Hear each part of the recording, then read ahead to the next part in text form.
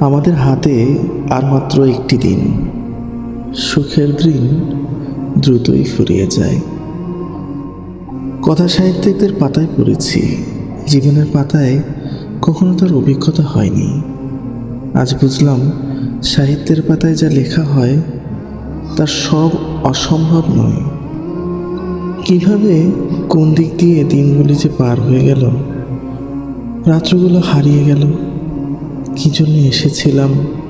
ও, ভুল হলো, আমি আসিনি।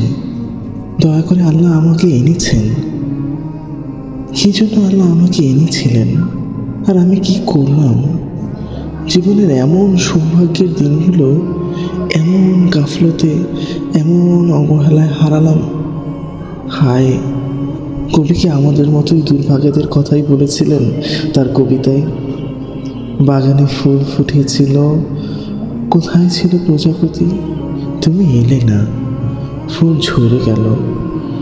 বসন্তের হলো ইতি, এখনো আছে বাগানের ঝরা ফুল, শুকনো পাতা। যাও না ওরে, শুনতে পাবে বিগত বসন্তের কথা। স্বপ্ন দেখেছিলাম জিয়ারতে মদিনার, স্বপ্ন দেখেছিলাম সবুজ গম্বুজের। স্বপ্নের মধুর বেদনায় কেটেছে দিনের পর দিন। জীবনের অনেকগুলো বসন্ত পার হয়ে গিয়েছে ফুল ও ফুলের সুবাস ছাড়া। তারপর ঝিরঝির করে রহমতের বৃষ্টি বর্ষিত হলো। আমার স্বপ্নের বাগানের সবুজ বৃক্ষের শাখায় একটি কলি দেখা গেল, কিন্তু স্বপ্নের কলি ফুল হয়ে একদিনের বাদশা যেমন ছিল তেমনি ভিখারি হয়ে গেল নিজের অবহেলায়, নিজের নির্ভরতায়। কিন্তু রহমতের দুয়ার বন্ধ হলো না। রহমতের দুয়ার কখনো বন্ধ হয় না। আকাশ থেকে আবার করুণা বর্ষিত হলো। স্বপ্নের বাগানে আবার কলি দেখা গেল, এবং এবার তা পূর্ণ প্রস্ফুটিত হলো। ভিখারি আবার রহমতের নবীর দরবারে হাজির হলো। জমানার শ্রেষ্ঠ আশিকে নবীর সহবত লাভের সৌভাগ্য লাভ হলো, কিন্তু ঘর থেকে বের হয়ে আসা সম্ভব হলো না। আর মাত্র একটি দিন আছে আমার সামনে। প্রতিজ্ঞা করলাম, আজকের দিনটা অন্তত চেষ্টা করব কিছুটা নির্জনে, কিছুটা ক্ষতিপূরণ তুমি তৌফিক দান করো হে আল্লাহ। এসার পর হযরতের সঙ্গে মুসাফির খানায় এলাম। আল্লাহ শুকর, আজ রাতে ডাকতে হলো না, নিজে নিজেই ঘুম ভাঙল। হযরত মোনাজাতে ছিলেন। মোনাজাত শেষে আমাদের জাগাবেন, যেমন প্রতিদিন করেন। আজ আগেই জেগেছি দেখে খুশি হলেন, শাবাশিও দিলেন।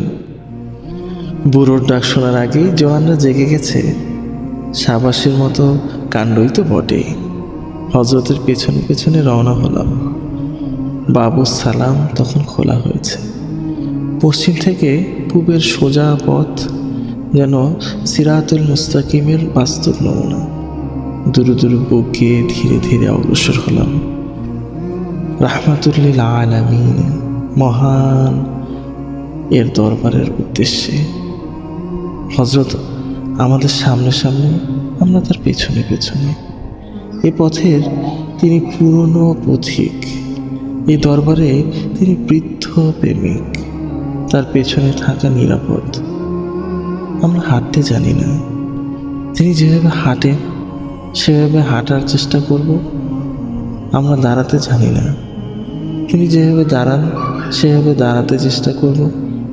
দুরুদ ও সালামের নজরানা কিভাবে পেশ করতে হয় আমরা জানি না, তিনি যেভাবে পেশ করেন সেভাবে আমরা পেশ করার চেষ্টা করব। তাতে হয়তো আমাদেরও নজরানা কবুল হতে পারে। হে আল্লাহ নবী, আপনাকে সালাম। হে রাহবারের নবী, হে পাপী তাপির সুপারিশকারী, আপনাকে সালাম। রোজ হাসরে উম্মতি উম্মতি বলে হে বেকারার নবী, আপনাকে সালাম, আপনাকে সালাম। হে শ্রেষ্ঠ উম্মত, হে সিদ্দিকি আকবর, আপনাকে সালাম।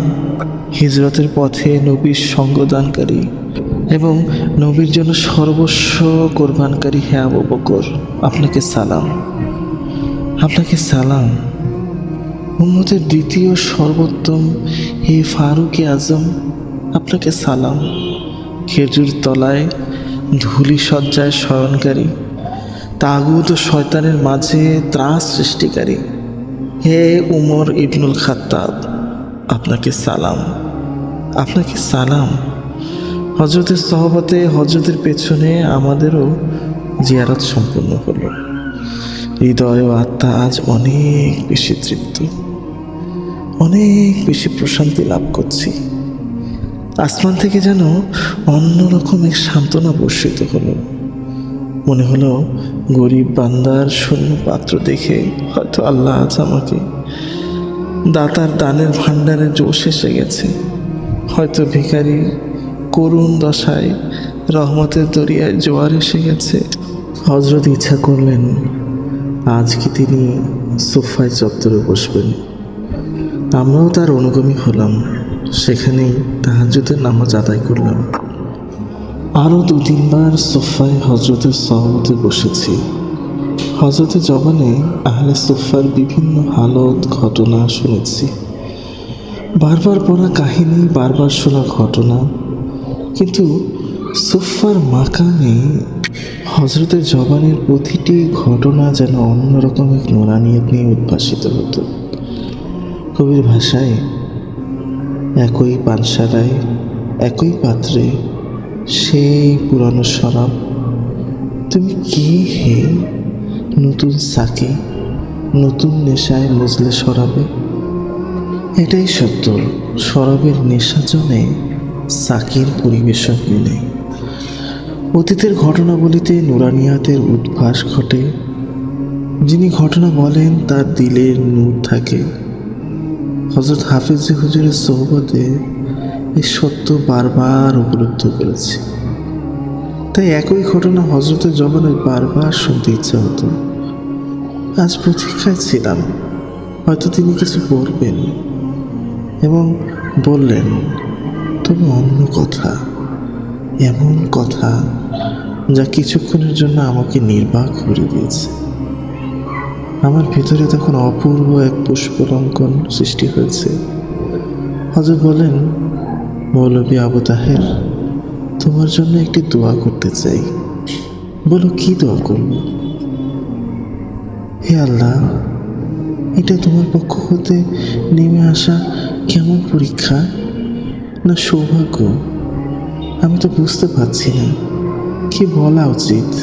একবার মনে হলো বলে আপনার যা ইচ্ছা সেই দোয়াই করুন। হঠাৎ দিল জেগে উঠল একটি কথা ভেবে। ভয়ে ভয়ে কম্পিত কণ্ঠে নিবেদিত করলাম, হযরত দোয়া করুন আমার জবানে এবং আমার কলমে যেন ইলমের চশমা এবং নূরের ফোয়ারা জারি হয়। হযরত মৃদু হাসলেন। আচ্ছা, এই দোয়া করব, তারপর আমার নিজের পক্ষ হতে একটি দোয়া করব। সাহস হয়নি, তাই কখনো জিজ্ঞাসাও করিনি হযরত আমার জন্য কি দোয়া করেছেন।